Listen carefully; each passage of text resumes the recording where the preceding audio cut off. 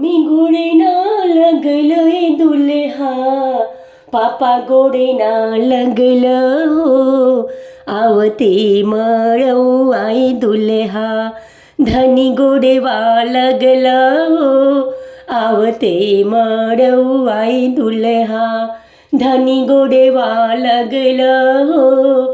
चाचा गोडे ना लगलोय दुल्हा, चाची गोडे ना लगला हो.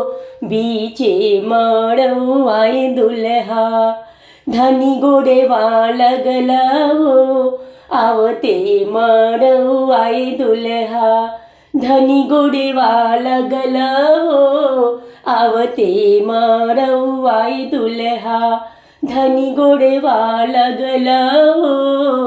आवते मळऊ आई दुल्हा.